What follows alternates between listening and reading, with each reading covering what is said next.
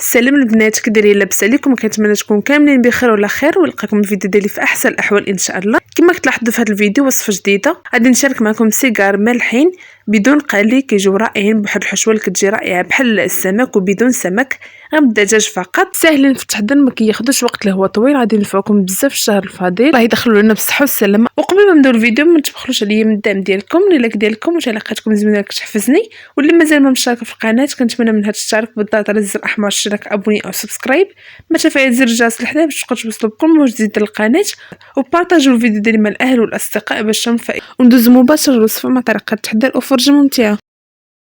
فبسم الله على بركه الله. كما كتشوفوا بالنسبه للمقادير، عندي حبه ديال الفلفل اللي كتكون حمراء كما كتلاحظوا، قطعتها بحال هكا القطع اللي كيكونوا صغار. وكذلك عندي حبه ديال البصل اللي قطعتها بحال هكا القطع اللي كيكونوا صغار وكتكون بحال هكا رقيقه. كما كتلاحظوا عندي هنايا كميه ديال الزيتون الاخضر اللي كتبقى على حسب الرغبه ديالكم، اللي هو قطعته بحال هكا القطع اللي كيكونوا صغار. عندي كذلك علبه ديال الفطر او الشامبينيون معلب اللي غسلته مزيان ونشفته بحال هكا وقطعته القطع اللي كيكونوا صغار. عندي القليل من المعدنوس كما كتلاحظوا انا عندي هنا مجمد. غادي نحتاجوا الهريسه اللي كتبقى اختياريه. عندي هنا لحم الدجاج اللي فرمته درتوها بديك القطعه ديال الربيع كيبقى بحال هكا شويه باين. عندي دامه ديال الحوت او ديال السمك. عندي الليمون او الحامض اللي غادي نحتاجو بحال هكا العصير ديالو. غادي نحتاجو الشعريه الصينيه اللي انا استعملت ديال الارز، يمكن لكم تستعملوا اي نوع كتفضلوا. وكذلك التوابل غادي نذكرهم لكم في الفيديو. غادي ناخذ الشعريه الصينيه غنديروها في الماء اللي كيكون طيب.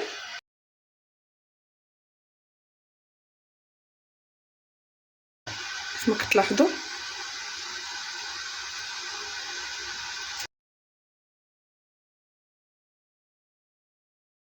وغادي ندير لها الماء اللي كيكون سخون. كما كتشوفوا الماء اللي كيكون غليان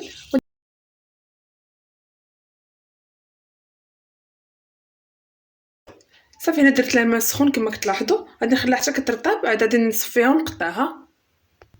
فبالنسبه للتوابل اللي غادي نديرو واحد الشرموله اللي كتشرملي بها الدجاج، كتجي بحال هكا رائعه، كتجي بحال ديال السمك. غادي نحتاجو بحال هكا نصف ملعقه ديال الملح.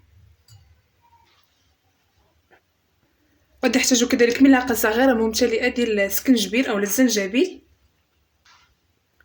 غادي نحتاجو ايضا نصف ملعقه صغيره ديال الخرقوم البلدي كما كتشوفوا. وعندي كذلك ملعقه صغيره ديال التحمير او البابريكا كتكون عامره. عندي كذلك نصف ملعقه صغيره ديال الفلفل الاسود او الابزار. وغادي نحتاجو الهريسه، غادي ندير ملعقه كتكون بحال هكا عامره. كذلك دامه ديال السمك او ديال الحوت. وهاد الحامضه كما كتلاحظوا غادي نحتاجو العصير ديالها، كنديرها بحال هكا لسطح العمل باش كيكون فيها بحال هكا الماء. كما تشوفوا غادي نعصرها.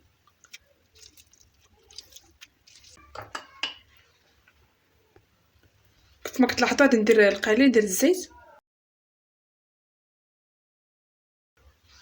يمكن لكم تستعملوا اي زيت. صافي غادي نحاول بحال ما كنخلط هاد الشرموله ديالي اللي غادي نشرمل فيها الدجاج، كتعطينا واحد المذاق ديال الحوت.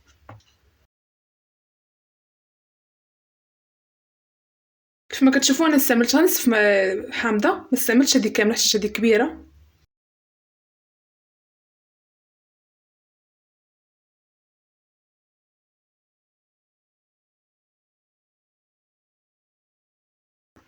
صافي هنا كما كتلاحظوا من بعد ما درت ديك الشرموله خلطتها مزيان كتصبح على هذا الشكل كما كتلاحظوا.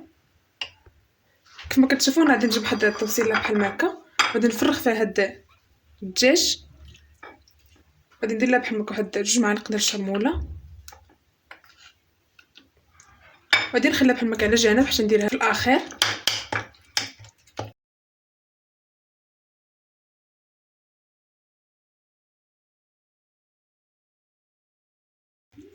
صافي انا غادي نخلي هاد الدجاج على جنب.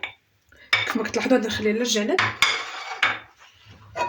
وغادي نجيب واحد المقله اللي غادي نوضع فيها القليل ديال الزيت. كما كتلاحظوا غادي نوضع هاد الفلفله وكذلك البصل اللي مقطعين رقاق. يمكن لكم تستعملوا اي نوع ديال الفلفل عندكم، انا استعملت هذا اللي كيكون حمر. غادي نزيد القليل ديال الزيت وغادي نحطها فوق البوطه ونخليهم يتشحروا مزيان هاد العناصر حتى كيدبلوا. غادي نزيد عليهم الاضافات الاخرى كما كتشوفوا. ديك البصله وكذلك الفلفله بداو كيدبلوا، غادي نخليهم حتى كيدبلوا تماما.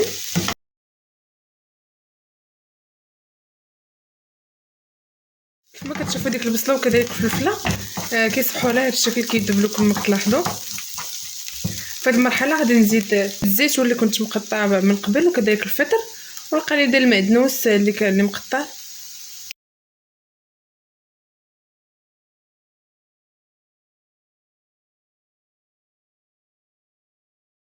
صافي هنايا غادي نزيد عليهم هذيك الشرموله اللي تبقات لي من قبل كما كتلاحظوا اللي خليت ديك الكميه. غادي نضيفها لهاد الحشوه، غادي نضيفها في هذه المرحله كما كتشوفوا نضيفها كامله. صافي نحاولوا نخلطوها مزيان.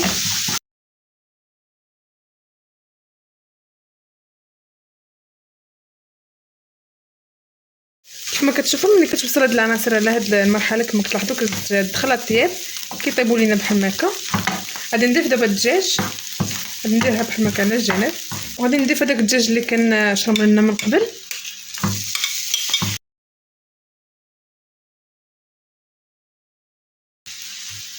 صافي كنحاولوا بحال ما كنحلوه كما كتلاحظوا.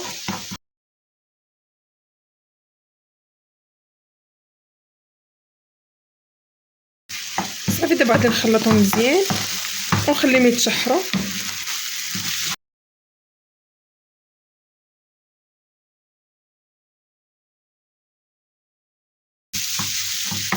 صافي غادي نضيف الشعريه اللي قطعتها كما كتلاحظوا درتها في الصفايط كتسخن مزيان.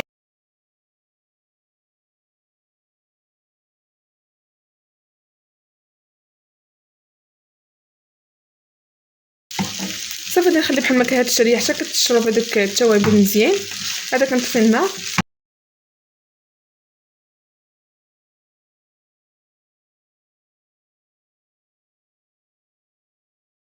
صافي هنا كما كتشوفوا من بعد ما طفيت على الحشوه ديالي كنوضعها هنا في واحد الاناء وكنخليها حتى كتبرد تماما باش كتعطيني واحد النتيجه اللي كتكون زوينه. هاد الحشوه خاصها ضروري ما تبرد باش ما تقطعش لكم الورقه.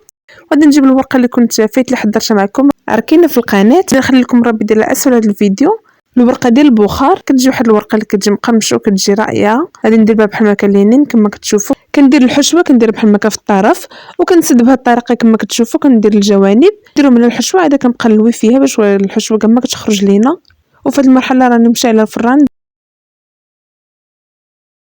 كما كتشوفوا. الورقه راه كاع ما كندهنها حيت هي راه دهنتها فاش كنت كنقاد فيها راه مدهونه. صافي كنحطهم بحال هكا فوق سطح العمل وكندير الحشوه ما كنمرهمش بزاف باش كاع ما كيطردقوا في الفران وكنسدوها بطريقه اللي هي مبسطه كما كتشوفوا في الفيديو.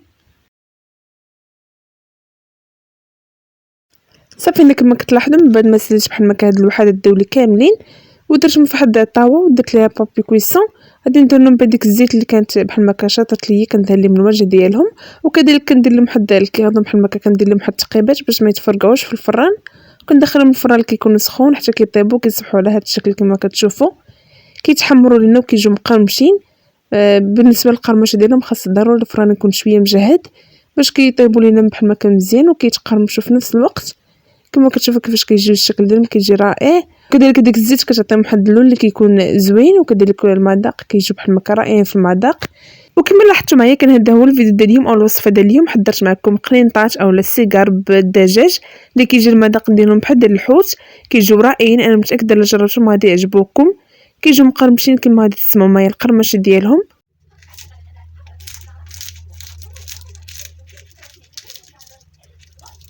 وكما العاده الا عجبكم الفيديو ديال اليوم ما تبخلوش عليا من الدعم ديالكم. لايك الفيديو باش اليوتيوب بحال ما كيقترحوا على الناس اللي كيكونوا جداد يشاهدوا الفيديو والاشتراك في القناه الا مازال مشتركين. شكرا لمشاهدتكم لهذا الفيديو ونشوفكم في فيديو جديد ووصفه جديده ان شاء الله.